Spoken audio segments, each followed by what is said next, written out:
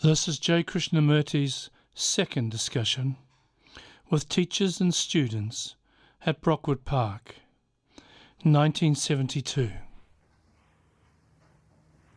Have you got any ideas what we should talk about this morning?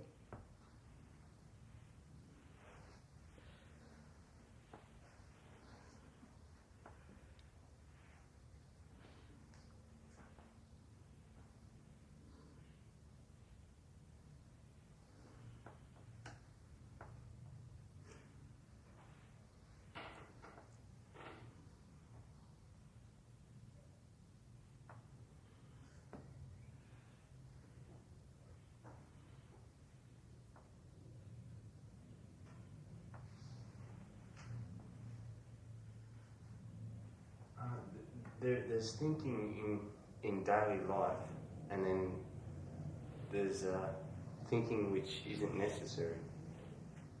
And That's a rather complex problem, isn't it? I don't know if you want to discuss that.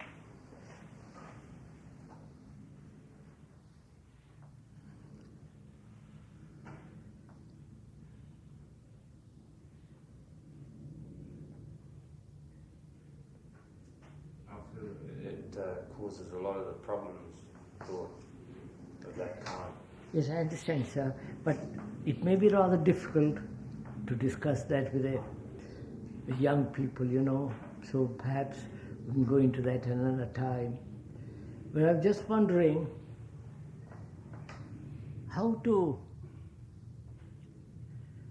release, if one has, a creative energy. You know what I mean by that? We've got plenty of energy. When we want to do something, and we want to do it very badly, we've got enough energy to do it, to play. And when we want to play very badly, we do have plenty of energy. We want to go for a long walk, we have energy. When we want to hurt people, we have energy. When you get angry, that's an indication of energy. When we talk endlessly, that's also an expression of energy.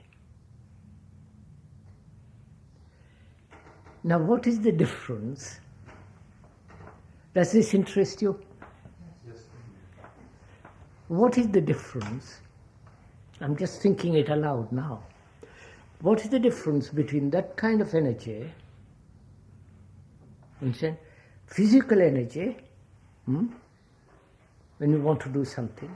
There is energy that is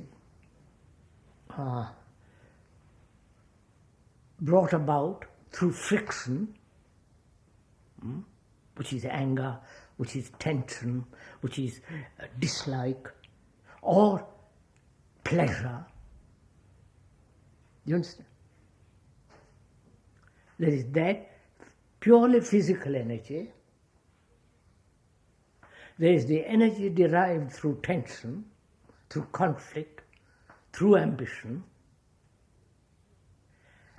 And is there any other kind of energy? We only know these two. The energy that a good, healthy body has. A body that has not frightened, that's not neurotic, that is not been hurt, that has got tremendous energy. Then there is the energy that one gets through every kind of struggle, friction, conflict. Right? Have you noticed this? There are great writers who lead a terrible life, miserable life of conflict in their relationship with each other, with their wives, with their husbands, with people generally. And this tension gives them a tremendous energy. And because they have got a certain capacity or a gift to write, that energy expresses through writing. Right? You see all this? Now what kind of energy have you?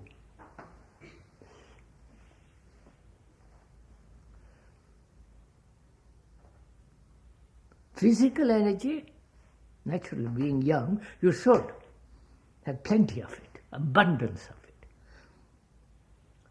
And have you the other kind of energy, which drives you through hate, through anger, through ambition, through tension, through conflict, resistance. You follow? Because I resist you, I've got tremendous energy. I dislike you, I've got energy. Which means there is an energy with motive. I dislike you, I fight you, because I want to have your whatever it is, and that gives me energy. And behind that energy, there's a motive. You got it? So, is there an energy which is without motive?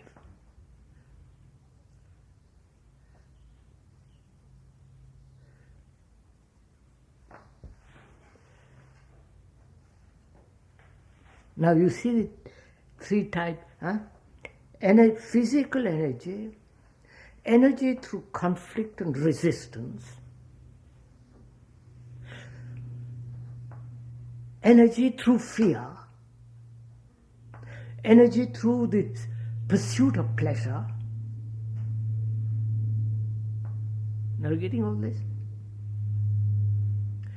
And is there any other kind of energy? Energy which is without motive.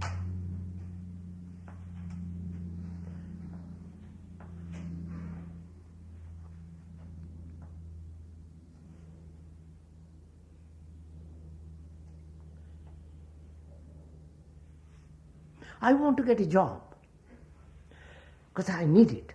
And that the drive for the necessity of a job gives me enough energy to go up to town, search, walk, ask, demand, push, aggress. You follow? Because there is a motive behind it.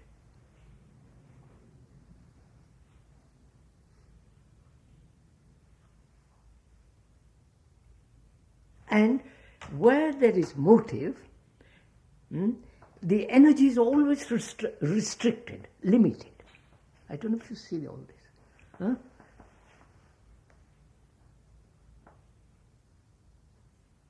It's like a free-running motor without any resistance that can go on indefinitely. The moment there is a motive, it acts as a brake. You see the point? So, have you that kind of energy that's always braking, has a brake put on it, because it is a motive. Go into it, so discuss with me, will you? I'm just thinking it out.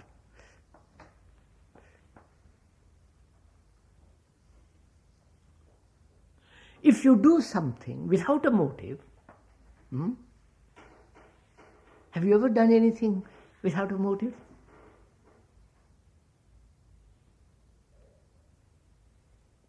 Motive being fear, resistance, like and dislike, wanting something from you,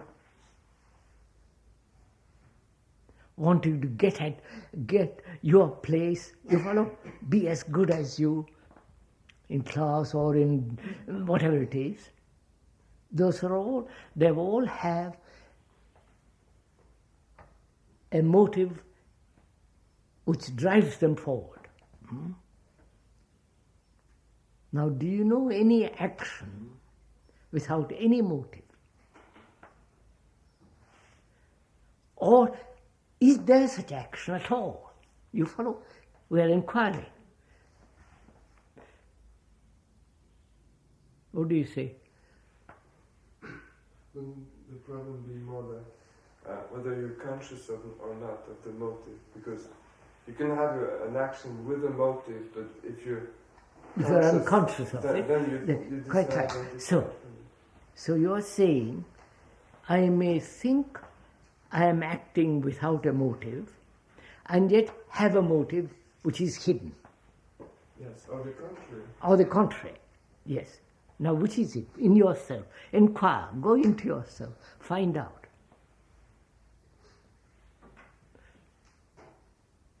Look at yourself. Do you know what it is to look at yourself? Don't you look at yourself when you comb your hair in the mirror? You do, don't you?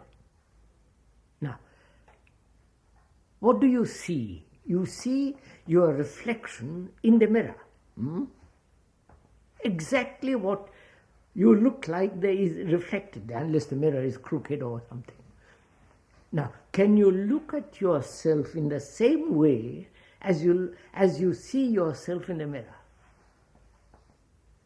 Do you understand what I'm saying? Look at yourself without any distortion, without any twist, without any deviation, just to see exactly as you see in a mirror yourself. And then only you will find out whether you are acting with a motive or without a motive. Right? Can you look at yourself very simply and very clearly, as though you're looking at yourself in a mirror?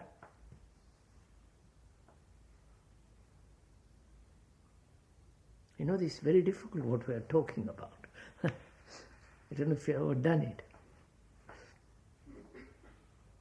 Because we are investigating into the question whether all our actions, going to meals punctually, getting up, whatever we do, has it a motive behind it? Or is there a certain sense of freedom to move?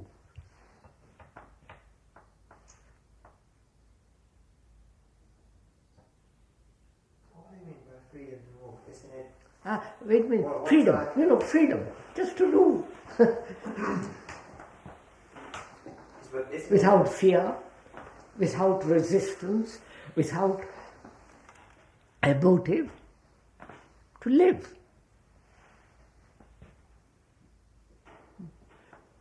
And to find that out, Tunke, we are saying you have enough physical energy, right? If you want to build an aeroplane, you build it. You take time, you go into it, you investigate, you ask, you read about it, and put your mind into it, and heart into it, and build it. That requires a great deal of energy.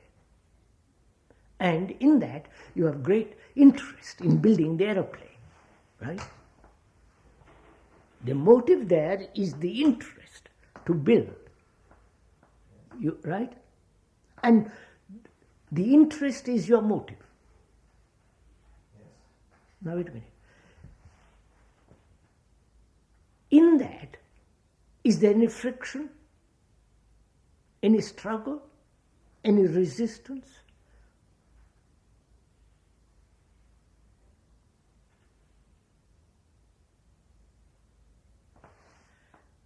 You want to build that aeroplane. I come along and prevent you. Because I say, please, don't be silly, that's toys, childish. And you resist me. Don't you? Because your interest is to build. And I come along and thwart you, prevent you. So you resist me. Now see what happens. When you resist me, you're wasting your energy, aren't you? Yes. And therefore you have less energy to build the aeroplane. No, go into it. Watch it. Now, can your interest not be weakened, though I resist, though I say you're silly? Do you see the point?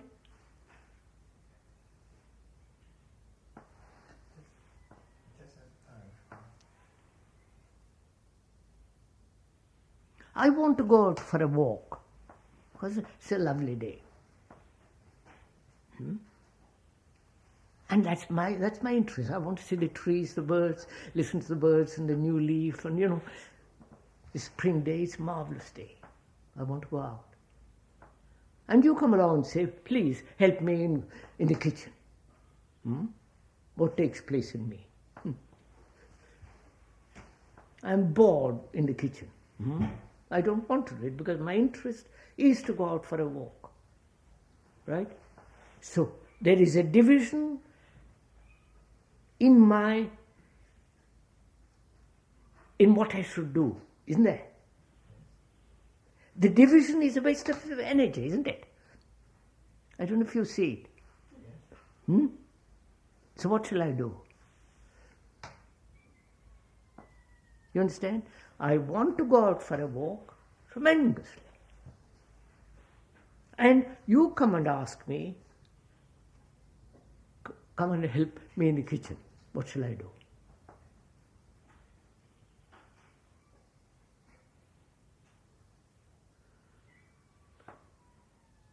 Go on, sir, come on. I'm doing all the investigation. You just listen. What shall I do? Knowing that it's a wastage of energy. If I say, oh Lord, what a bore the kitchen is, when I really want to go out for a walk, what shall I do? So that I shall not waste energy.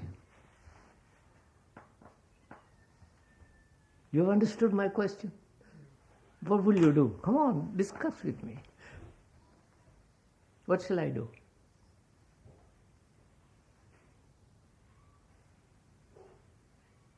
What do you mean by waste energy? I'll show you. Isn't there a waste of energy? You asked me to come and help you in the kitchen. I really want to go out for a walk. If I'm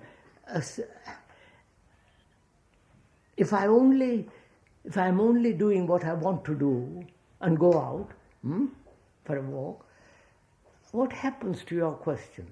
Come and help me.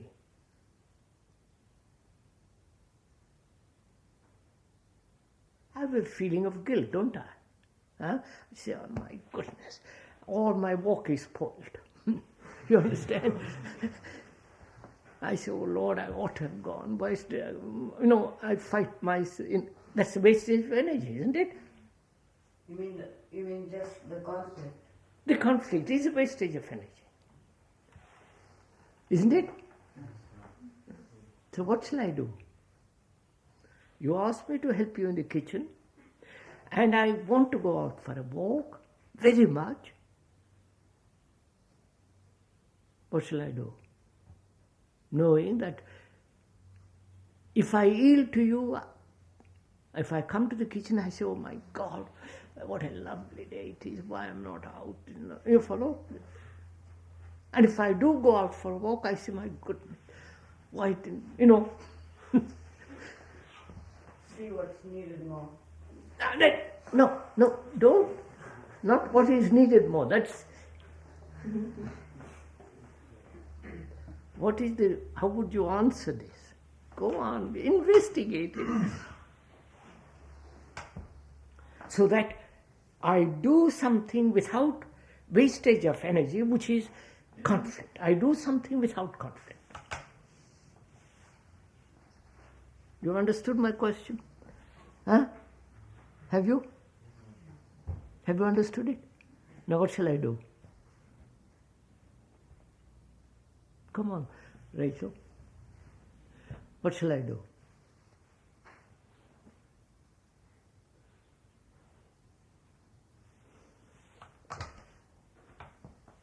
You understand my question? I don't want to have a struggle in myself. I shall have a struggle if I go out for a walk when you have asked me to come and help you. If I go into the kitchen and I really want to go out for a walk, I'll also have a struggle in the kitchen, right? In myself. So I want to do something without a struggle. What shall I do in these circumstances? Explain to the person who's asked you your feelings. Explain to who? The person who's asked. Why should I explain? So the person will understand. Yes, he says, he asked me to come and help him. He wants my help. Very few people want to peel potatoes. So he asked my help. Can I talk to him and say, look, I really want to go out for a walk. It's such a lovely day. Do come with me. But the potatoes have to be peeled. Right? So what shall I do? Come on, sir. Act responsibly. Act? Responsibly. Act responsively. That is, act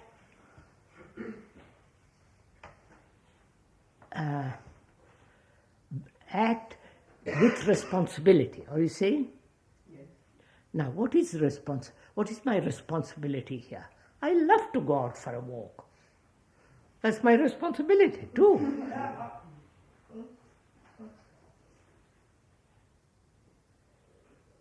So what shall I do? How does one know that the walk gives more pleasure than the kitchen? I want to go out for a walk. It's a lovely day. What are you talking about? It's a beautiful day, lovely clouds. And to go and peel potatoes is terrible when the birds are calling. Come on, sir, what shall I do? Use your brain cells, come on. It doesn't matter maybe what you do as long as after you said that you're either going to help in the kitchen or go out for the walk, as long as you just leave it there. How can I leave it there? How can I leave it there? When you ask me to come into the kitchen and I want to go out for a walk, how can I leave it there? Just remain in the room and do nothing? No, what I'm saying is, in other words, if once you've made your decision... I haven't made my decision. I'm going out for a walk, out of the door. You come around, come into the kitchen. We need help. What shall I do? I don't want to have a struggle, you understand, which is a waste of energy.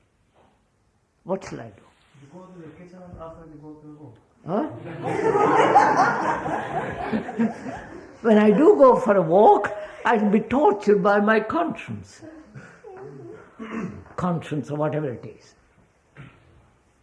But if you understand the whole situation, would there be this conflict? What is the whole situation? The kitchen? Yeah, I mean... The lovely sunlight and shade. That's the whole, and my desire to go out for a walk.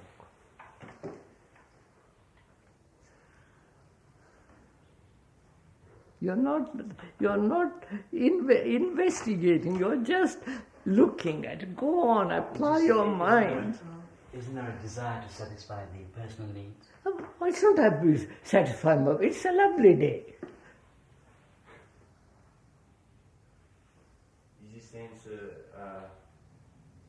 straight away without making a decision. You do one, and then when you do that one, that one thing, whatever it is, having a walk or doing the potatoes, you do all of that. And because you've decided to do one, either take a walk or peel the potatoes. Well, you're missing my point. You don't look at the other one. I want to go out for a walk. I'm on my way out through that door. And he comes around and says, please come in, come to the kitchen and help me, because we need several people to peel potatoes. And I say, oh Lord, I wish I'd gone 10 minutes earlier. I wish I hadn't met you. Oh, this happened to me. Wait. This happens to all of us, don't?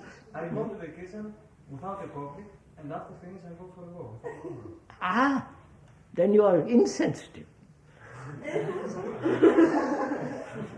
Because he has asked me to come into the kitchen and help him peel potatoes. He needs help there. I just can't say, well, you go and ask somebody else and I'm going for a walk. If I do that, I'm going to be tortured on the walk, won't I? Huh? No, not if you peel the potatoes and just give all your whole energy to everything to the potatoes. Then the walk doesn't even exist because you're giving everything to the potatoes. No, sir, I don't want to give everything to the potatoes. You're missing my point altogether. Actually, whatever you do, you're going to be in conflict. No, I don't want to be in conflict.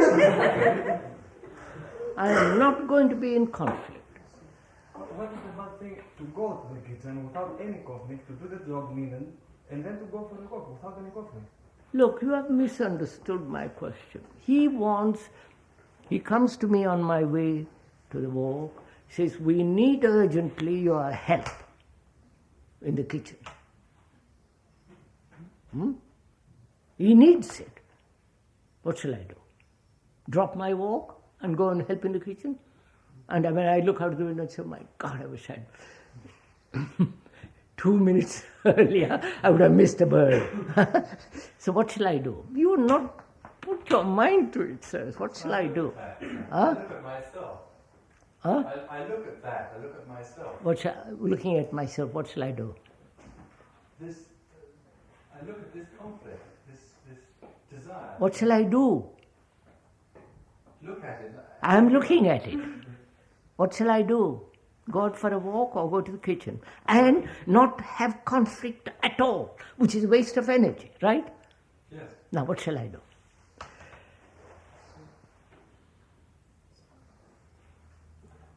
Il trasfondo del che pide ayuda, ¿qué papel juega en su pregunta? He's asking, why am I asking that question? But this happens in life. No. Huh? This is not my question. ¿Qué papel juega? Perché? What is the El trasfondo del que pide ayuda. If it influences the background of the person, why is he asking you to go and help? If it influences the... Oh my God, there is nobody in the kitchen. He wants my help. This is, you're making... Actually, being sensitive and understanding the situation, this drive or this energy would spring out. Look, what will you do? Put yourself in that position. You're out, just going out for a walk. He comes around, say, come into the kitchen. What will you do? If the kitchen really needs me, I'll go and help in the kitchen. He says he needs you. Yeah. So you'll go in there. But what happens to your walk? You just go out to it. Huh? The walk's not there, it's only there by Wait. thinking about it. The sun has, there are huge clouds and darkness comes. Follow? And I say it's raining. My God, what did you do? Spoil my walk. You put your nappy, you probably got wet anyway.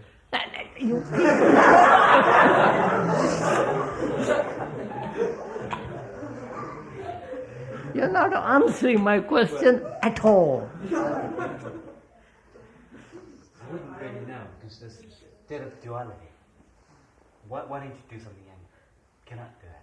Sir, I can't answer the question at all. I don't see any way. Haven't you ever been put in that position? Yes. What do you do? I do one or the other with conflict. No. What do you do? Go into the kitchen? Or say, go to hell, I'm going for a walk. Sometimes one, sometimes And that's too. Here is a situation which I'm putting it to you, which happens to all of us. And you realize I must struggle to fight in myself.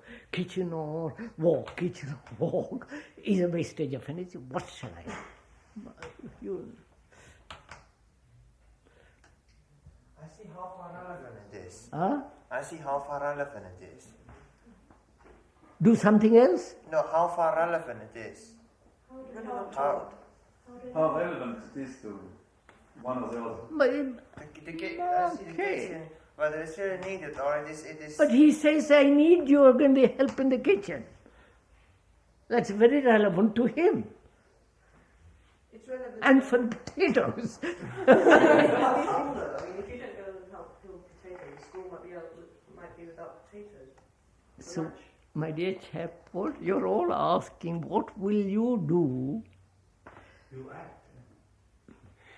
You act. No, wait a minute. You act. What is your action based on? Just direct energy to No, the issues, right? no. You see, you say you'll act. What is that action in which there is no conflict? You listen to it. What will you do in this situation when two things are contradictory? You follow? Kitchen, walk. An action in which there is no conflict, no contradiction. What will you do?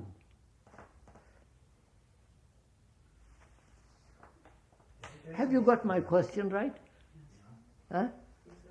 Then what will you do? Looks like it's very difficult to answer. What is the thing that creates the conflict? What is the thing that creates conflict? My desire that says, I must go for a walk. It's such a lovely day. And you come. And the kitchen. Conflict is the contradictory demands. Right? The demand to go out for a walk and your demand for my help. I'm pulled in two directions, right? Right? Now, what shall I do so that there is only one direction in which there is no conflict? You understand the beauty of this question, sir? You don't boil with this. This question doesn't arise at all when you are not when you are. What do you mean it doesn't arise at all?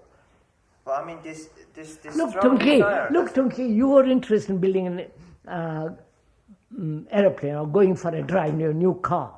And I come along and say, for God's sake, come and help me in the kitchen garden. It'll take an hour. Come and help me. What will you do?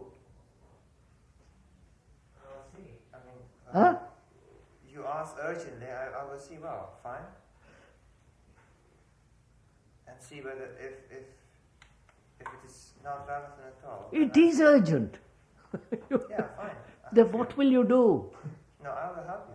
You will help me. And what happens to your desire to go for a walk, for a drive a car, in your car? You swallow it? It goes away when you see the urgency of helping in the kitchen. So what takes place? You see the urgency of your demand, and you drop yours. Can you drop your desire, which is very strong, to go out for a walk, and comply to his demand totally? You understand what I'm talking? Can you? Will you do that? When I see the urgency of this demand. Tunki, you don't see the necessity. He's asking you. Mr. Cook says, come, and that's the end of it. Can you drop your urgency to go for a walk and accept his demand with grace, with ease, without any conflict? If you see the danger of the conflict. Wait, so you are saying if you see the danger of conflict, right? Do you see the danger of conflict? That it is poisonous, that it is a wastage of energy, that it doesn't lead anywhere? So can you drop your desire for a walk and just walk into the kitchen equally happy? You follow? Equally at ease. And forget your walk altogether.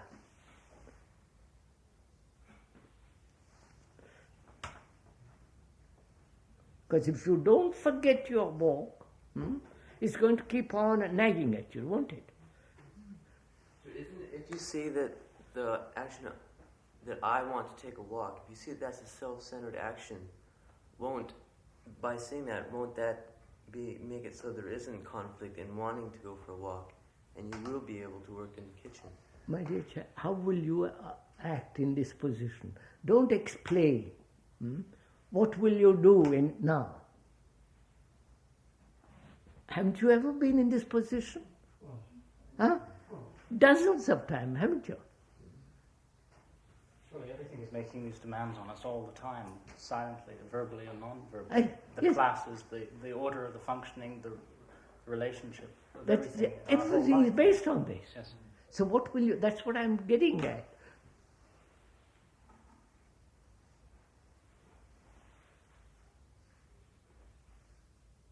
I want to go to stay in bed, and I have to be punctual for breakfast. What shall I do? Come on, you.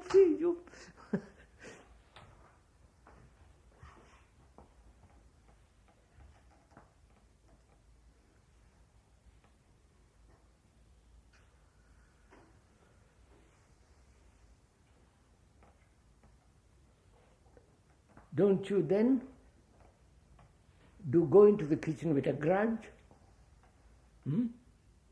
Don't you? Wait, sir. I said, of course you go to the kitchen with a grudge.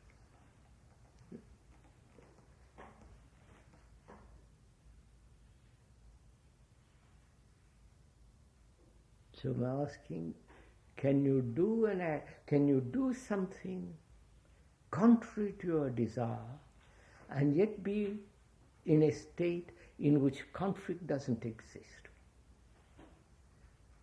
Do you understand, sir? This is life. This is what happens all the time. My wife wants me to do something, and I want to do something else. And then she begins to nag me. And I resist her. So you follow?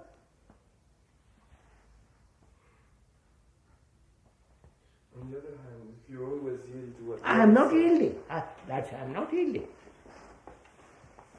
If I'm always yielding, I become a doormat.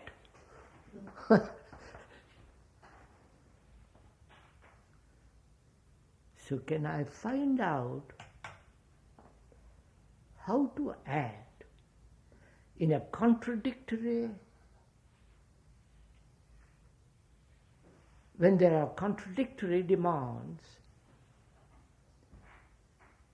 In that action, there is no friction, there is no grudge, there is no resistance, no antagonism. You understood my question? Can you do this?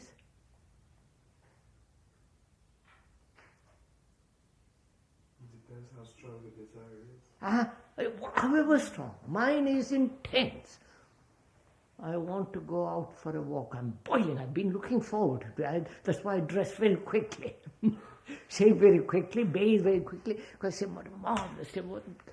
And I just go out and you come along. Something new. Something new comes along.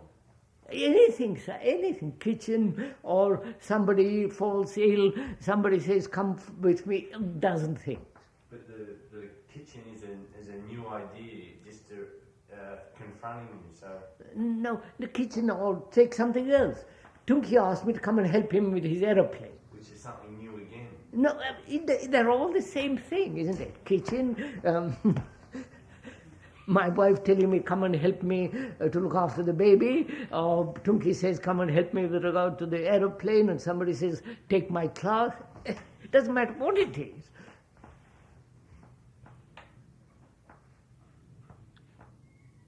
Which means what, sir? You understand my question? Two contradictory demands.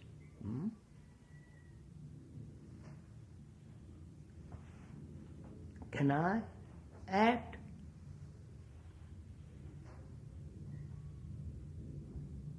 so that that action doesn't bring any friction in myself? You understood?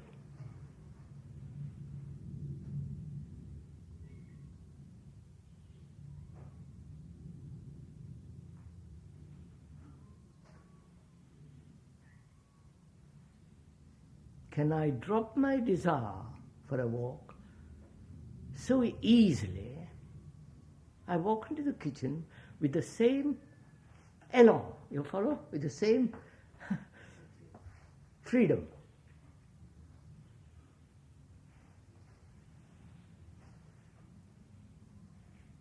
I think in that case you can, but what if you really have to do something which is more important? Then I say, my dear chap, I'm sorry I can't come because this is much more important.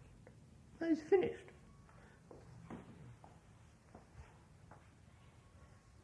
But sir, I compare the two demands. Somebody asked me to... No, I don't. This is not comparison. I mean, I have to do something, and Yes. somebody else asked me to do something else. But And this I is... have to compare those two. No, this is not comparison. You come and ask me to help you, and I want to go out for a walk. I don't compare. I want to go for a walk, and you ask me to come and help you. There is no comparison in the two. I see comparison because... Wait, sir. That comes when I'm saying, my God, which is more important in this? That has been asked. Yes. Which is more important, my walk or going to the kitchen? Then I say, well, more important is the kitchen. Right? Yes. Well, what has taken place?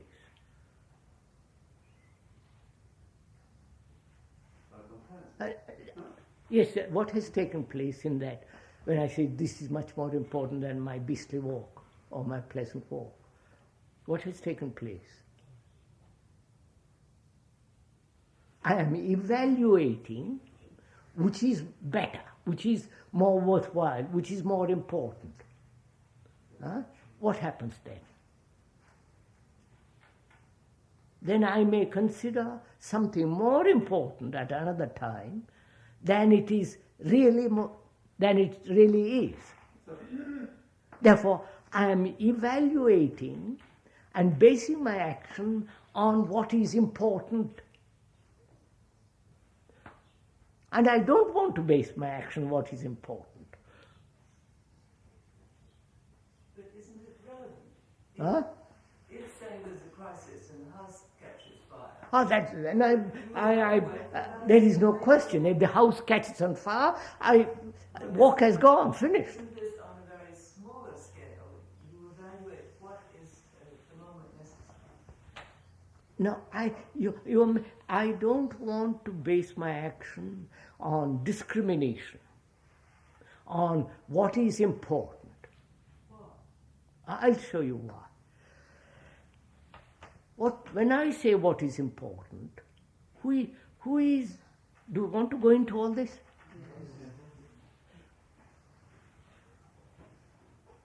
Who is judging in this? Who is the judge who says this is important and that's not important?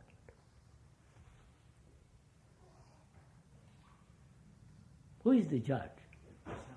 Myself, isn't it? It is the circumstances which you see it. No, you may say, please, Tunki, just listen to it. You may consider that is important, and I might consider it's not important. Right? And I say that's not important, therefore there's friction between us. Right? So I don't want to base my action on what is important. I will show you. Huh? Isn't there an objective, not subjective, what is important to me, but objective factually? Factually, that is fact, not based on importance, right? Fact. The fact is, he asked me to come into the kitchen. And the fact is, I want to go out for a walk. You still have to evaluate. I'm not going to evaluate. This is very important. Please, let's go slowly. To you, the idea of evaluation is wrong. You all think evaluation is wrong. I don't know why. Because what evaluate? But wait a minute, sir. I'm going to go into this with you. Go into it slowly, carefully. This is quite interesting, right? Now, if I base my action on discrimination, discriminating what is important, what is not important, my discrimination may be the outcome of my prejudice, of my conditioning, right? So I say discrimination is a very measly affair because it's based on my conditioning, my prejudice, my opinion, my tendency. So I say I won't base my action on discrimination, right? Right? I won't base my action on evaluation, right? Evaluation of what I think, but isn't there still an evaluation that is not covered by what I think? And there is. I want to be first clear. I'm clearing the ground. I will not discriminate, evaluate, because if I evaluate, it might be based on my prejudice, my tendency, my wish, my imagination, right? So I won't base my action on my evaluation. Therefore, I won't act on what is important and what is not important. Wait, go slow. I'm going to go into this, right? Are you meeting with me all this? Because this is a dangerous thing we are entering to. Unless you understand very clearly, you must stop me, right? Because you will then pick up few words and say, this is not important, and throw it at Mrs. Simmons' head. So, I've realized that if I evaluate, it might be based on prejudice. But evaluation is necessary, right?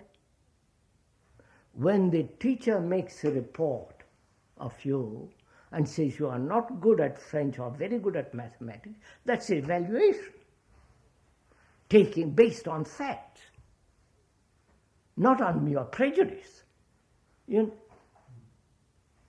Right? See the difference? Do you see the difference? This you're little bit suspicious. Sounds very close. It's very difficult because wait. I'm teaching you what? Italian. I know much more Italian than you do. Obviously, I will be teaching. And I see that you are not very good at Italian. Factually, it's not by prejudice. You can't, after 6 months, you don't know how to put a sentence together. That's a fact. On that fact, I evaluate. Not on my prejudice. Right? Do you agree? Huh? So don't tell me afterwards, oh, you are evaluating. I am evaluating where Italian is concerned on the fact that you cannot, after 6 months, put a few sentences together. That's a fact.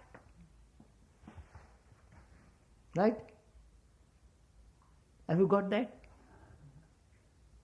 That is entirely different from the evaluation which I have about what is important. Have you got that? Is it evaluation whether you want tea or coffee?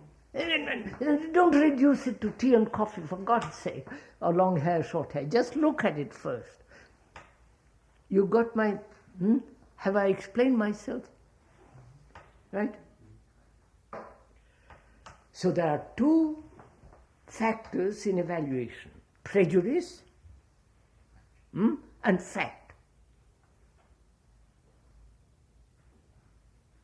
when I evaluate what is important and what is not important, it may be based on my prejudice and not be based on fact.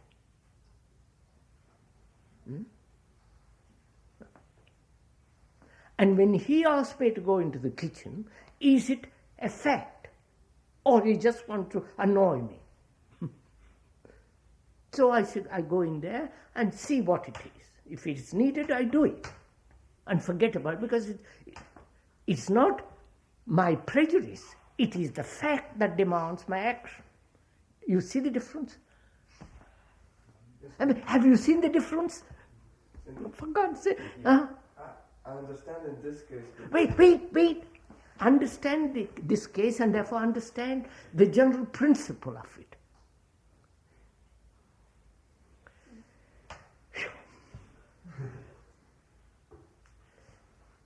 If I evaluate what is important or not important, it is based on, perhaps, on my prejudice. Therefore, I distrust my judgment and evaluation. Right? But when facts demand evaluation, facts decide the value. Right? The two are very clear, aren't they? Huh? No? Oh Lord. Aren't they very clear? It's very clear when on one side you have your desires and on the other side you're needed. On both sides you are needed and you have to choose either one. No, I won't choose. You have to act either one or the other. You cannot do. No. That when you have to act this or that means choice, and that means you don't know what to do, and you choose this which is more pleasurable. Sir, I understand how a conditioned being, it's extremely difficult for a conditioned person to see truth without bias. But that's not the point that's bothering me. What's bothering me is how is a state or whatever to come about so one is not working. I'm showing it to you, sir. I'm showing it to you. Look, begin again. I want to go out for a walk and you come and ask me to go into the kitchen. And if I say what is more important, kitchen or my walk, I evaluate according to my pleasure then, won't I? According to my wish, according to my prejudice, pleasure, which is to go out for a walk. Therefore, I say to myself, I won't evaluate. The facts will produce the right action. You follow? The fact. So I go with him into the kitchen. Though I want to go out for a walk, I go into the kitchen and see if the fact demands it. You got it? The fact says yes. Then I forget the rest. You get what I'm talking? Yes, but if you need it in the kitchen, but at the same time you need it in the office also. That's a different matter. So I can't. Then I said, look, which is the fact? The fact of my needing in the office or in the kitchen? I went far. I am not then basing judgment on my prejudice, but what the facts demand. Yes, but here you have the I know. I go into the office. Say, look, do you really want me to help you in the office or in the kitchen? What is the fact? The fact will tell me what to do. Then I realize when the fact tells me what to do, there is no friction. You get what I'm talking about? Oh, you see the beauty of it, sirs, come on. You're too young.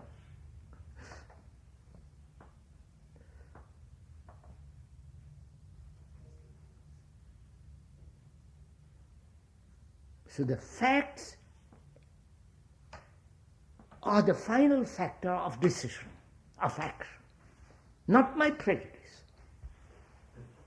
If both are of equal. My prejudice and a fact are two different things. My desire, my pleasure, my wish, my longing, my tendency are entirely different from the fact of the kitchen. You see what?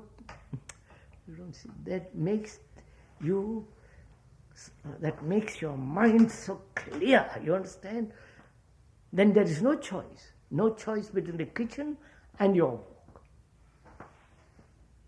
The fact has decided that you go to the kitchen, and that's the end of it.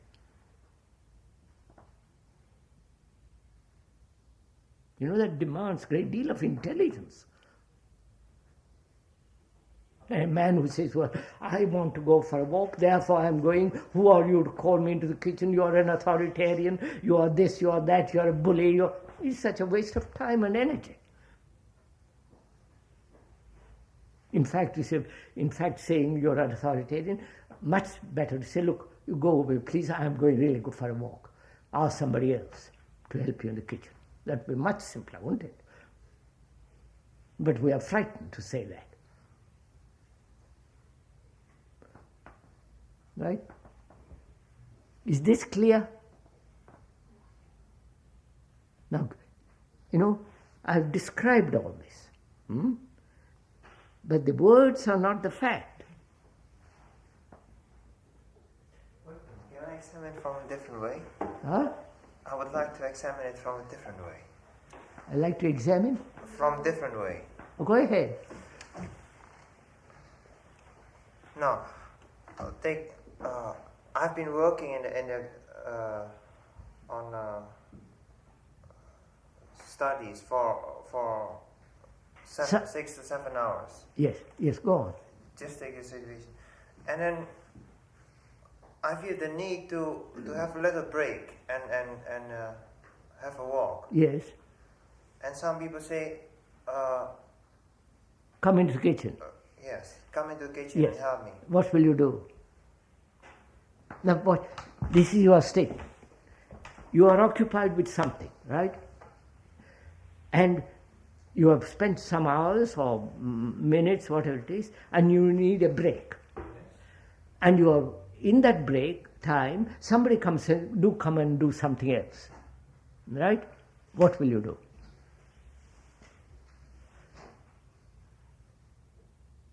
You need a break. Because your job is to go back to that work and do it. Right? And you need certain time, relaxation, whatever it is. So what will you do?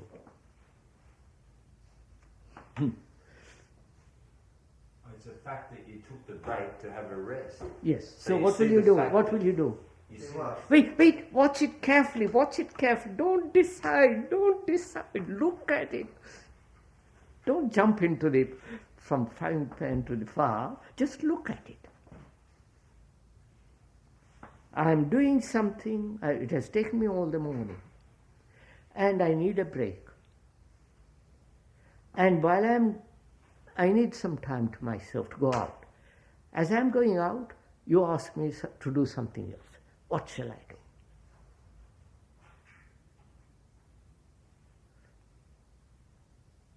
Why do you hesitate about all this?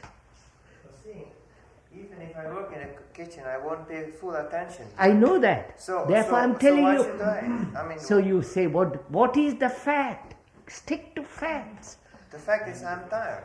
You're tired. That's good enough. Sorry, I'm tired. I can't come into the kitchen. Right? That's all. But be honest. You follow? Don't say, when you're pretending to be tired.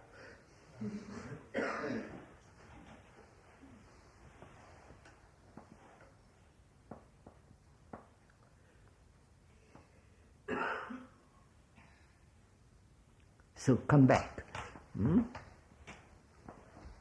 There is physical energy, and we have plenty of it. Because we have good food, rest, all the rest of it. Then there is the whole psychological energy which is dissipated in conflict. Right? Are you following this? And I say to myself, that's a waste of energy.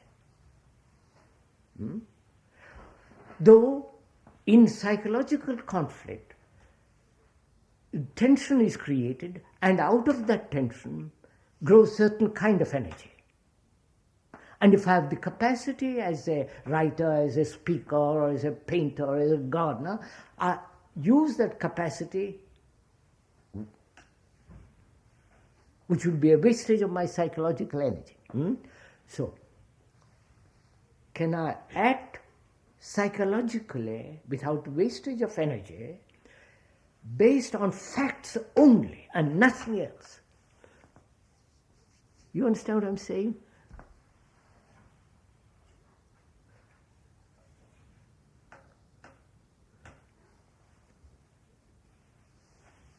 You've got it? Only facts and not psychological, emotional prejudice and say, oh, I must not. Only that. Then you have harmony between the psyche and the physical. Right? Then you have a harmonious way of living. From there you can find out if there is another kind of energy, of a totally different kind. But without having the harmony between the psyche and the physical, psychosomatic harmony, then your inquiry into the other has no meaning.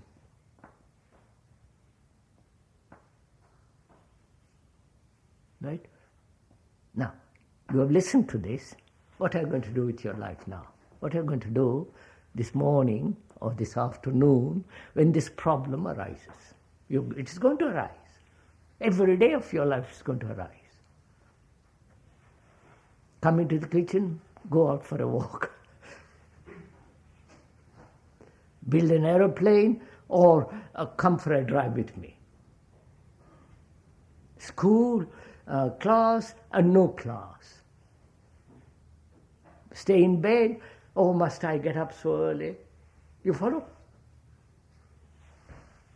So what will you do? What you will do depends on how you have listened to what has been said. If you have really listened, you will from now on just act on facts only. That's a marvelous thing. You don't know the beauty of it. Just on facts. Instead of bringing all your emotional circus into it.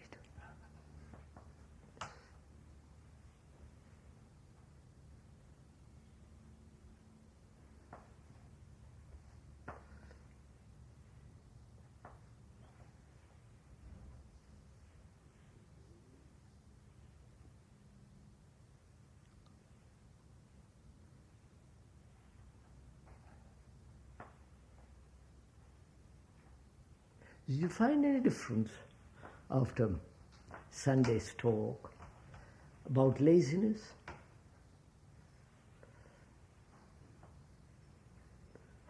Huh?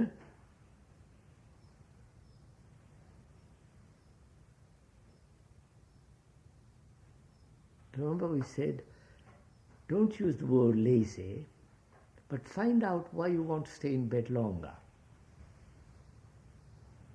Have you gone into it? And also have gone into other question which was, we are hurt. From childhood we are hurt. By our mother, by our fathers, by our neighbors, by our friends, by our other, you follow? People hurt us. You say, oh, you're not as clever as your brother. Oh, you are crooked, don't hurt us. Now can you be not hurt anymore? Which doesn't mean resist, which doesn't mean build a wall around yourself, but which means not to have an image about yourself right? Have you image about yourself?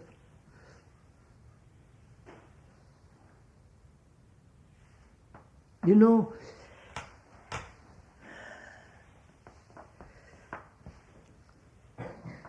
I'll tell you something. It's personal, but it doesn't matter.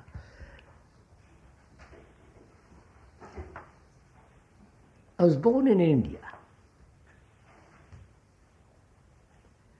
And I was adopted by people and made head of a tremendous organization as a boy. Understand?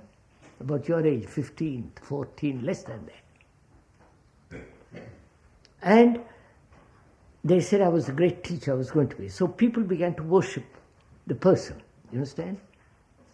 Put candles around him, garlands, we have no idea anything. So the boy could have built an image about himself, couldn't he? You understand what I'm saying?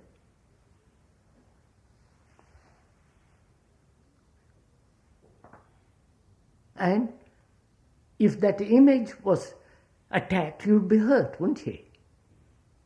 Huh? Are you following all this? So, he never had an image. Never.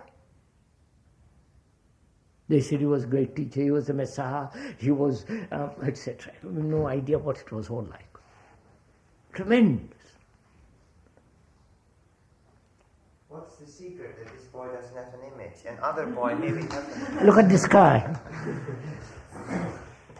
What is the secret? He didn't have it. There is no secret. He saw, you know, he didn't have it.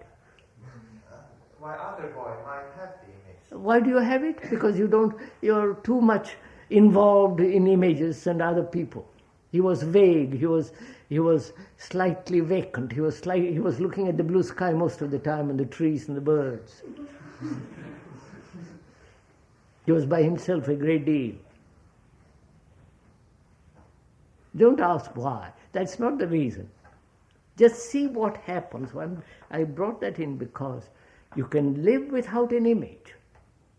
The image is not the fact. You follow? The fact is a state of mind in which there is no image.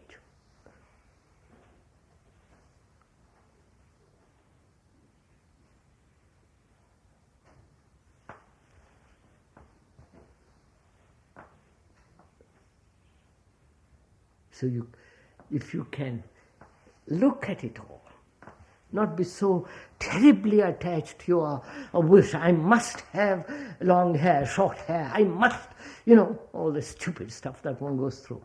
We're always talking about long hair and short hair, aren't we? Yeah? What a waste of time.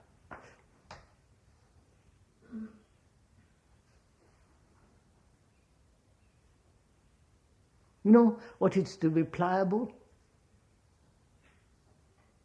Have you ever watched a river? You have? How it goes over a rock? How it moves there? It moves, huh? Never caught in a corner, in a little pool, moving.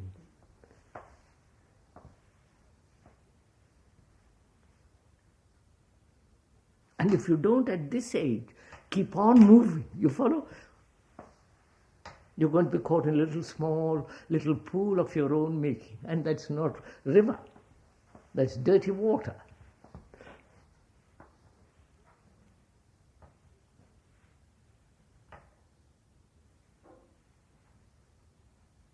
Image isn't merely a picture about yourself. A conclusion is an image. You understand a conclusion? A conclusion that I am something. I must be something. That's a conclusion.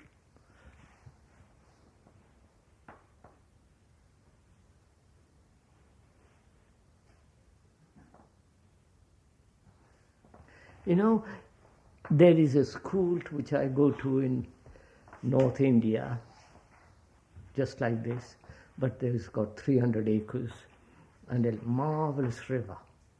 Have you heard of the Ganges? Ganga? It's on borders. You see the river going by. It's really most extraordinary river.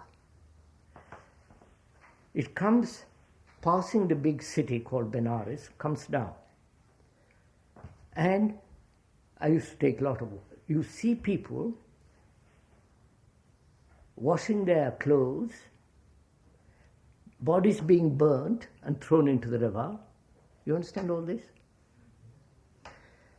People bathing, doing their laundry, and another man here drinking the water. You follow? All this is taking place within a few yards.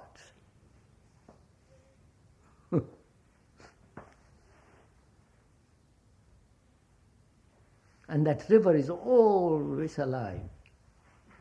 Because it's alive, its water is not contaminated, is not polluted.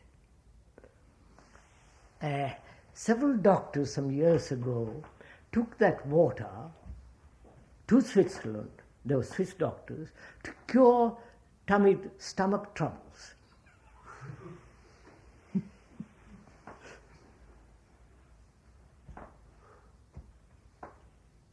I was rowing once in that river, and as I put my hand down to see how cold the water was, an arm was floating by.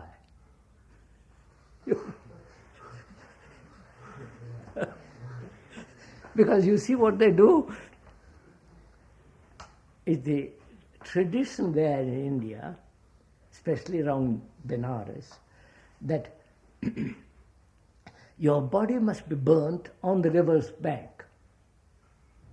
In India, they cremate their bodies, you understand? They don't bury them, they cremate them. Much simpler. And occupies less space.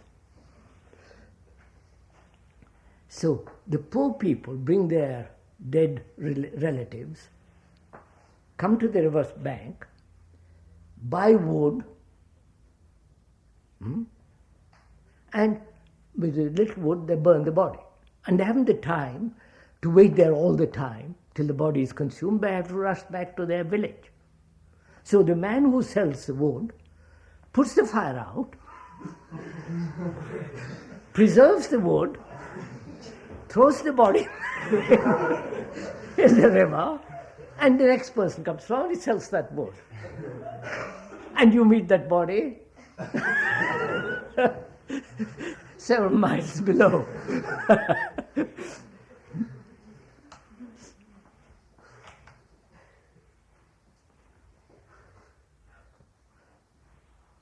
So I believe water's been analysed and they found some extraordinary things. Extraordinary things in it, I know. It's sacred river, that's why it's called sacred.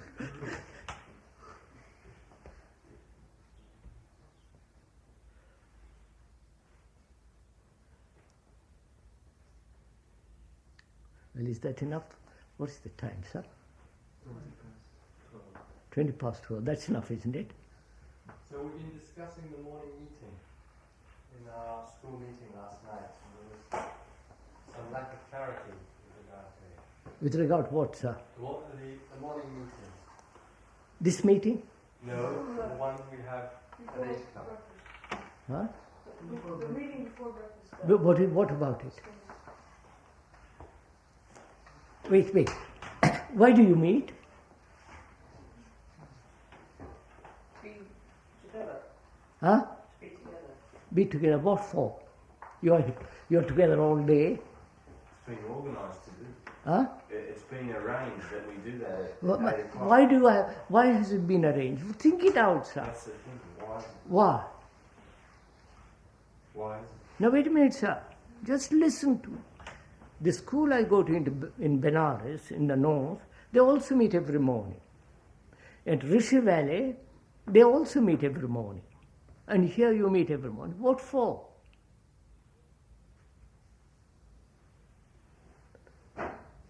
You're against it, are you? Be simple. You're against it?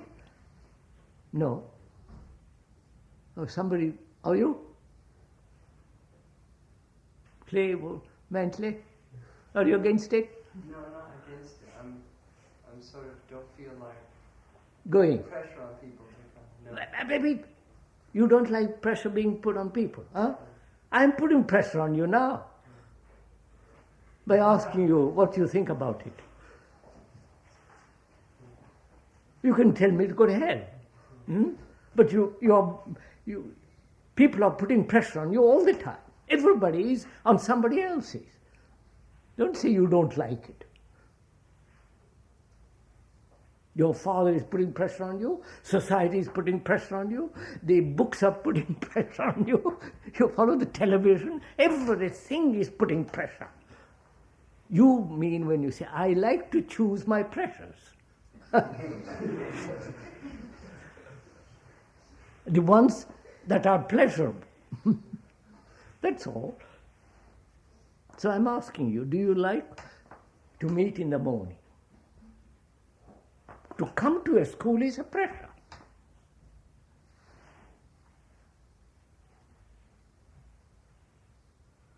So come on, sir, what do you say? You don't like it?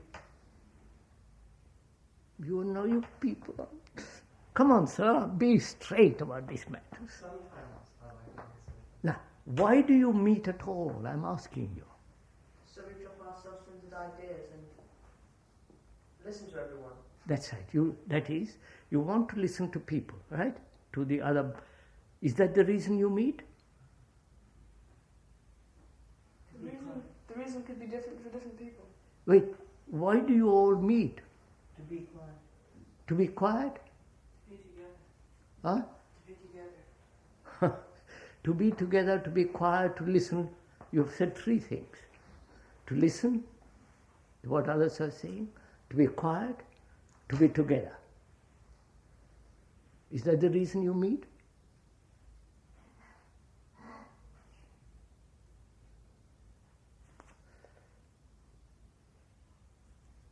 Now, wait a minute. Why do you be here? To make up an audience.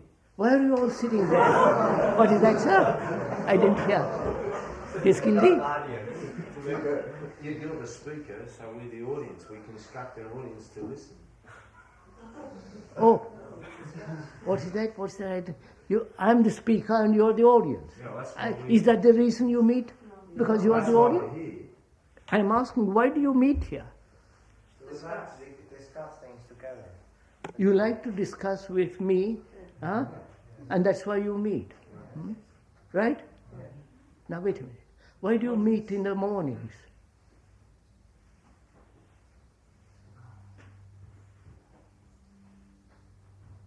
Is that a bore? Huh? Would you go there if I came every morning to discuss with you? Huh? You would? Yes. But I might be bored with it. Huh? No, I'm asking, why do you want to meet in the morning? So I know why I want to. I know why I want to meet in the mornings if I was here. But first you tell me why, and I'll tell you why afterwards. Because during the day we don't pay attention to all the noises around us. Therefore, you are saying we want to be quiet in the morning, to gather ourselves, to pay attention, to be quiet, to listen to people, be together, to listen, to find out, to feel in a sense of communal action together. Right? Is that why you come?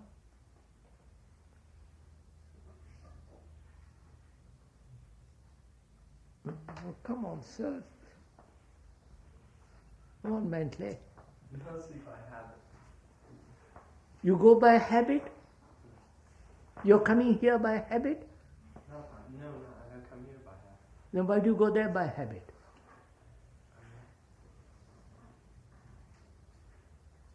Do you go by habit to your class? Do you go by habit to play football or whatever it is? Then why do you say by habit? Because whole school trots in there, so you trot with them in?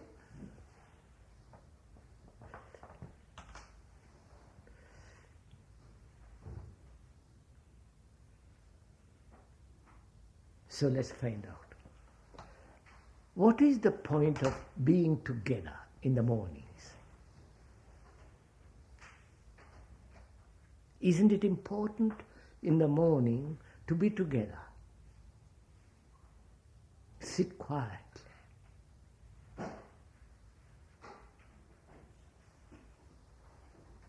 To listen to the birds, to listen to a person who is reading a poem. Do you read a poem? Oh, by the way, do you write poetry? Yes. Huh? Yes? I'm so glad. Good. Is it good poetry? We read you, actually. Huh? We read you. Beg pardon? We read some pieces which you have Wait, said. it doesn't matter. Don't bother about reading me. I'm to get shy. Now, do you write poetry? Do you write things? Essays to yourself, you know. Now, why do you... Now, come back. In the mornings, shouldn't you meet together in the mornings, be quiet, sit together, listen to what is being read, so that, you know, you collect yourself. So does everybody act as one? No! I said not as one. Gather yourself to be quiet. Wouldn't that mean, if you did that, wouldn't that mean that you were ungathered before you gathered yourself? But you all ungathered before. But why? Because we happen to be that way. Are you gathered all the time? So when you get up in the morning, what takes place? You rush. You do all your bathing, toilet and all the rest of it. You get, oh God's sake, I've got 10 minutes more left, and you rush through. No? But you are different, because we are Orientals. We get up early, we do things more lazily. Wait a minute. So you get up early, you get up and rush. And you keep rushing all day, don't you? No? Yeah, that's just it. Oh, you rush all day. From class to class, meal, play, keep moving. So that there is no time for self-awareness, right? For being quiet, look at yourself, look at the trees, look at the birds, you hear a song. Never a moment to be quiet, right? Shouldn't you have quiet? Not to be lazy, quiet. Quiet means not pick up a paper and look, to be absolutely quiet. Isn't it necessary?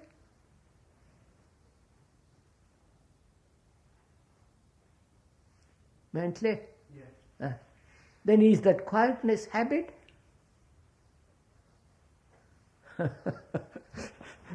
Which is caught.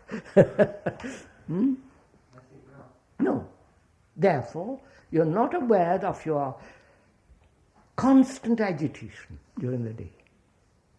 Therefore, when you are aware that you're constantly moving, agitated, talking, all the reading, morning is to be quiet together.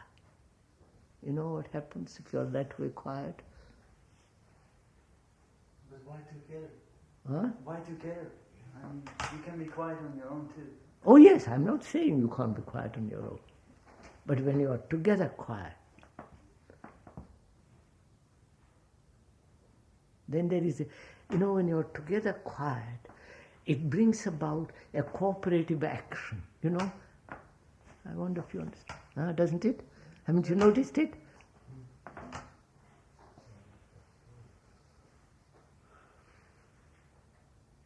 Then if somebody asks me to go into the kitchen, I will go. He isn't saying, oh my God, I want to go out for a walk, I'll go to fight her. Before they, you know.